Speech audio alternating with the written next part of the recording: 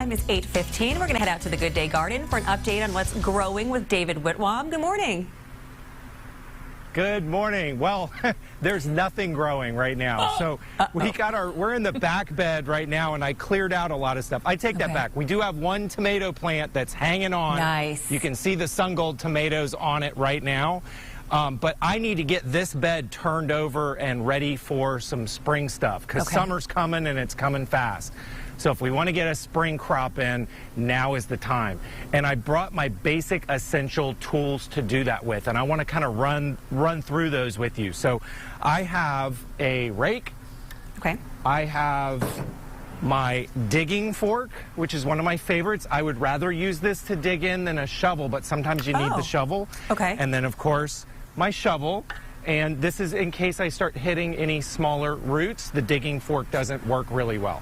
But my favorite tool, and speaking of roots, I did bring my tree saw in case I have bigger roots to saw through. This is very effective. But my favorite tool is this right here. It's called a hula hoe. And I've already kind of pulled the bigger weeds out. Yeah. And this one's really good at getting the smaller ones chopped up. Let me show you how this works. You just drag it through the soil like this. Do you see how that blade is cutting through the bottom? Yeah. Yep. And then it makes it a lot easier. I'll go back in and I can rake out all of these smaller weeds. And then basically, I'm going to go through the entire bed. You don't really want to turn the soil. We're trying to loosen it up and disturb it as little as possible at the same time. So I just take this and I kind of put it in and pry it back. I'm not really finding any big tree roots right now, so this should be a pretty easy job.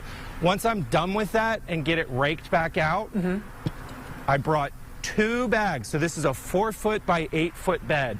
I always try and get at least 2 bags of soil. These are 1.5 cubic foot bags of good garden soil with lots of organic matter. So we're putting that on top of what's already there? That's right. I put it on top of what's already there. And when I put the fertilizer in next week, and you've seen me, I turn it in with my hands, that kind of mixes everything together. So I'm going to go ahead and keep working on this, and next week we're going to get some spring crops in. I'm thinking like watermelon, cucumbers, maybe some squash. And we'll get another tomato plant in over here. I want y'all to see side by side what it looks like when we have a tomato plant that we carried over from the fall compared to putting in a brand new one for the spring. So I'm not going to tell you what's going to happen, but I think a lot of people will be surprised at the difference between the plants. Really? Okay. So, the little tomato plant that that one's sticking with it. It really is. It's still going. All right, we will let you get to work, and we're looking forward to next week. Thank you.